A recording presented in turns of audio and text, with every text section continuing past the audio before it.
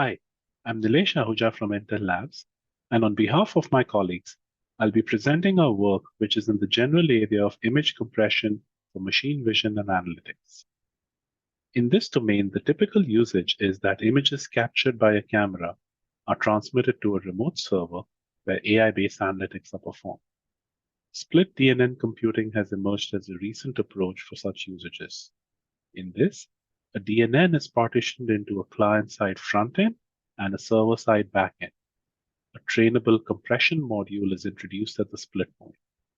The pipeline is trained to optimize for both compression and task performance. This requires two things: a high-quality estimate of the bit rate of the transmitted features and a label dataset for training.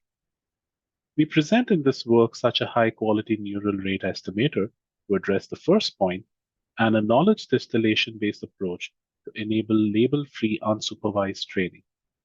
We show that with these innovations, our method outperforms other state-of-the-art methods. The pipeline that we consider is as shown in the figure.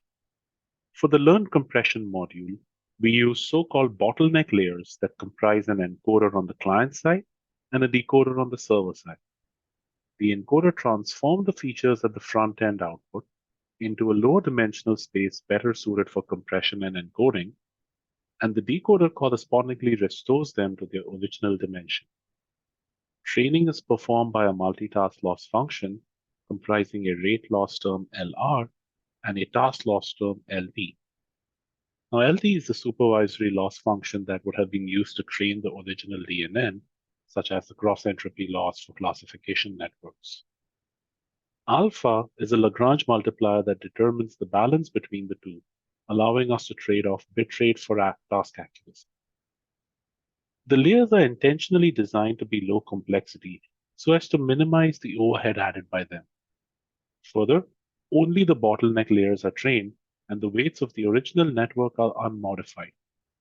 Both of these result in a fast and lightweight training procedure. This also allows us to train different sets of lightweight bottleneck units for different compression levels or for different split points, which enables variable bitrate compression as well as adaptive partitioning of the pipeline. For more details on the design and training of our bottleneck units, please refer to our previous work cited at the bottom. Here, we describe our main contribution, a neural rate estimator which improves upon previously published works that used coarse proxies such as the L1 norm of the features to estimate their rate. Consider the variational model shown in the figure. X is the tensor output of the intermediate layer just before the split point, and hence the input to the bottleneck encoder. Y is the output of the bottleneck encoder and the variable whose rate we need to estimate. The bottleneck encoder can be viewed as an approximate analysis transform of a variational autoencoder, and the bottleneck decoder as the corresponding synthesis transform. The reason these are approximate is because of the presence of quantization operations, which are non-differentiable. To circumvent this, we relax the problem by replacing quantization with a smooth approximation. Now, in order to capture the dependencies between the elements of Y, an additional set of random variables Z called hyperlatents are introduced. The hyperprior, which is the conditional probability of Y given Z, is modeled as a Gaussian, and the scale sigma is the output of the hyperprior decoder. The rate is then the sum of entropies of Z and the conditional entropy of Y given Z. This is the term that is used as the rate loss term in the training of the bottleneck layers. Note that the hyperprior network is used only for rate estimation and is hence included only during training. It is not present during inference, and hence no additional test time complexity is incurred because of it. We tested our approach on an image classification task and a semantic segmentation task. For each task, we tested our approach at 3 different split points along the original task network. The baselines that we compared against are also listed on the slide. First, we compare the performance of our method with and without the neural rate estimator. The figures shown here are plots of task accuracy versus bit rate measured in bits per pixel or BPP. In both cases, The solid lines show the performance with the neural rate estimator, and the dashed lines show the performance without. We see that there is a clear benefit of using the neural rate estimator at all split points. Each solid curve lies above its corresponding dotted curve, indicating lower bit rate for the same task accuracy, or equivalently, better task accuracy for the same bit rate.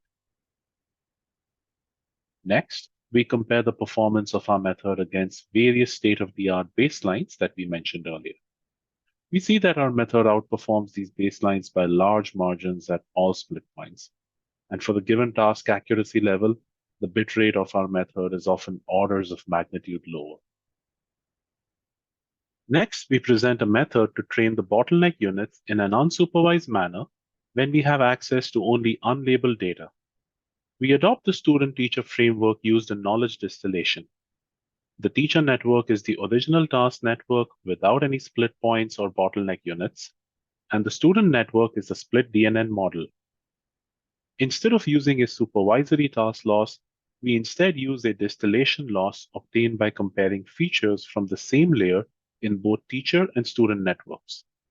Obviously, this layer is downstream from the split point, as shown in the figure, and the distillation loss is simply the mean absolute error or mean square error between such features.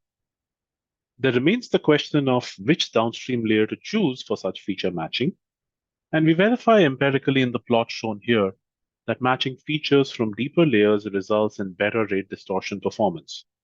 For our experiments, therefore, we choose the final layer of the network for feature matching. Finally, we present results when the bottleneck layers are trained in an unsupervised manner. As before, we test on the same classification and segmentation tasks. We first compare the rate distortion curve from unsupervised training to that from supervised training at the same split point. The solid lines show performance from supervised training, and the corresponding dashed lines show the performance with unsupervised training. Clearly, the lack of a supervisory signal is leading to a drop in the rate distortion curve. However, our method with unsupervised training still outperforms the other state-of-the-art methods that we benchmarked against earlier, as is clear from these figures. The bit rates achieved are significantly lower than those of other methods for the same task performance.